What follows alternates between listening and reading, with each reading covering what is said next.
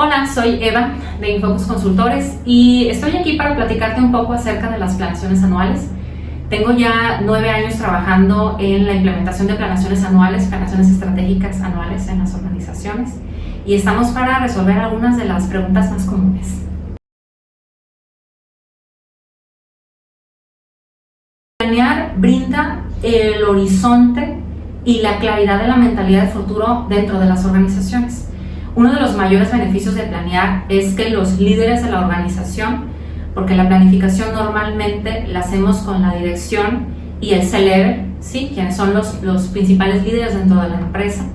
Al hacer la planeación, pueden los líderes entender la visión de la dirección y sobre todo alinear esa visión hacia el futuro cercano que visualizan dentro de la organización y el aporte del propósito y el cumplimiento de los diferentes retos que visualizan tanto la dirección como los líderes de la empresa. Entonces, el principal beneficio, creo yo, es precisamente alinear esa visión y también ampliar ese horizonte de futuro.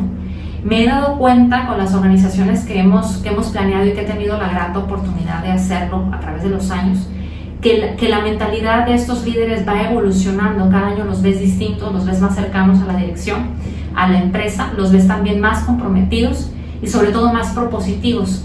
Casi siempre la primera vez que hacemos planeación es el director quien va empujando a los líderes, pero conforme va pasando el tiempo y van ejercitando este músculo, esta competencia de planear y van adquiriendo su propio método también, nos vamos dando cuenta cómo los líderes a la inversa van empujando a la organización. Y justo eso es lo que queremos en las empresas, que sean los líderes las personas quienes empujen el crecimiento y quienes brinden las oportunidades y no a la inversa, no la dirección ejerciendo un arrastre, ¿verdad?, hacia la estructura.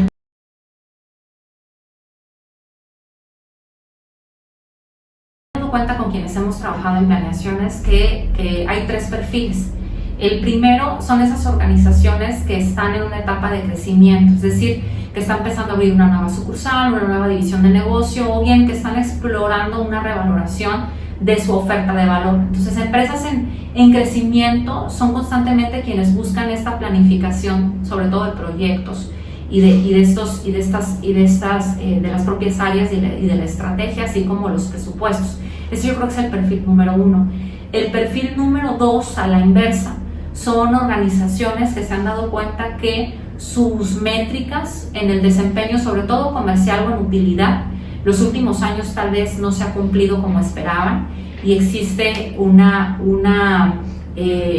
baja en la satisfacción respecto a los resultados. Entonces ese sería como el perfil número 2, empresas que han notado que no han logrado los objetivos que se han propuesto y buscan adquirir un nuevo método o una forma más estructurada de planear su estrategia para así cumplir con esas metas y lograr mejores resultados, comúnmente en utilidad o en ingreso, ¿sí? Y está el perfil número 3, que son organizaciones que lo que están buscando es que sus líderes y que la propia organización, sus participantes, los colaboradores, sean más propositivos, se fomente un mayor liderazgo, una mejor participación. Empresas en donde el director lo que busca o el dueño busca verse hacia afuera y funcionar más como un satélite buscando áreas de oportunidad precisamente para despertar nuevos proyectos.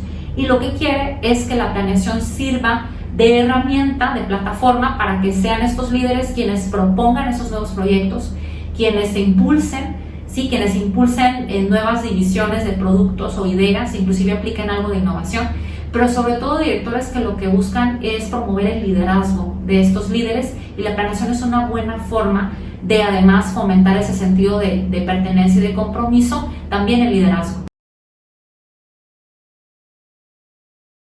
Las planeaciones, el alcance que hemos trabajado es en 2 sentidos. El primero, sí, es la planeación estratégica, que es la definición de esta visión, del que queremos, las metas, por supuesto, y las estrategias. De manera paralela se trabaja lo que es el presupuesto. El presupuesto son los ingresos que nos estamos proponiendo desde las distintas fuentes de ingresos, costos, los gastos, y hay que hacer toda una proyección de gastos, ¿sí? Así como de valorar los costos en donde puede haber eficiencias, hasta que me dé la utilidad neta. Los presupuestos comúnmente los hacemos ya sea en un formato de estado de resultados o en un formato a flujo, dependiendo de las condiciones de la empresa. Entonces, al final, los entregables y paralelamente el trabajo que hay que venir haciendo es de respecto a la estrategia, la planeación, las ideas y lo que es el presupuesto.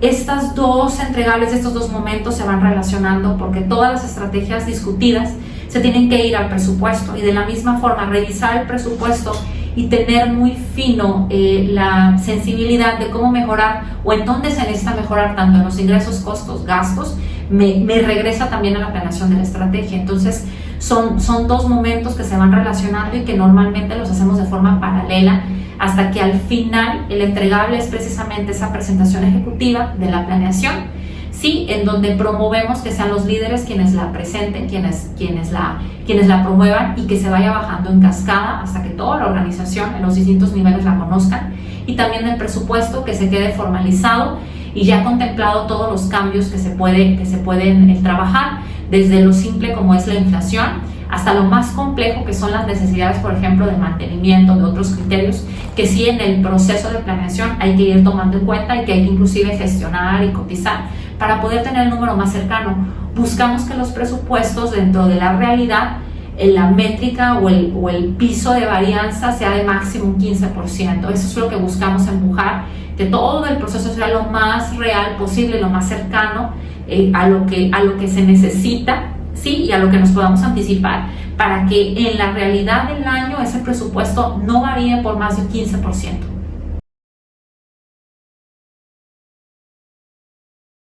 Dentro de lo que hemos venido escuchando en la conversación en el gremio empresarial, en distintos sectores y empresas de diferentes tamaños, sí vemos un factor común que tiene que ver con los retos comerciales para el 2025. Sí vemos que los temas comerciales lideran las principales preocupaciones o desafíos que los directores sobre todo identifican.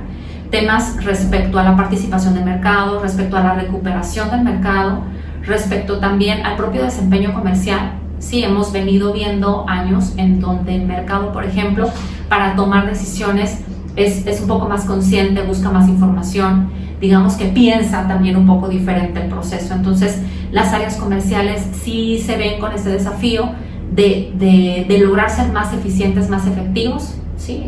Por todo el personal del equipo comercial.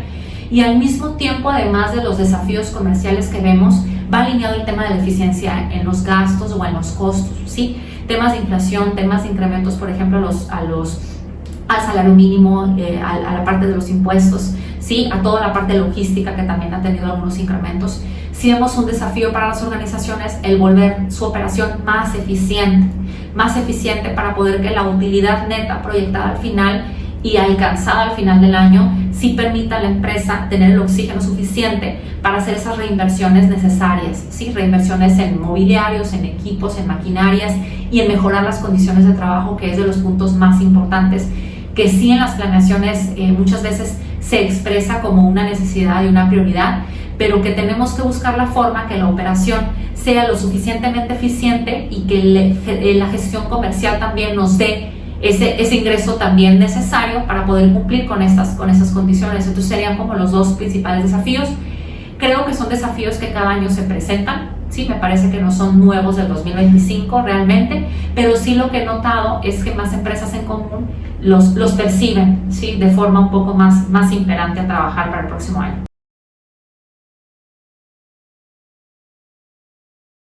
Me ha tocado ver en las organizaciones que carecen de una planeación estratégica como tal, y que carecer significa no solamente que no se haya hecho, a veces también la dirección lo trabaja o el emprendedor lo trabaja, pero a veces no involucran al equipo líder, y el no involucrar al equipo líder muchas veces pues pudiera parecer que no se tiene una planeación porque faltó esta alineación. Entonces, una de las principales consecuencias, digamos, que he notado en las organizaciones de no tener una planeación o bien de no involucrar al equipo líder en la planeación anual estratégica es esa desalineación que nos lleva a actuar tarde. Es decir, si no tenemos las metas claras, si no tenemos los cómo, si no hay una corresponsabilidad con el líder y con el colaborador de lo que nos toca hacer, porque no fui tal vez parte del proceso, empezamos tarde. O sea, me ha tocado ver organizaciones que el primer trimestre del año, digamos, empiezan con cierta inercia, con tal vez exceso de confianza inclusive, o un propio desconocimiento que a veces entorpece la eficiencia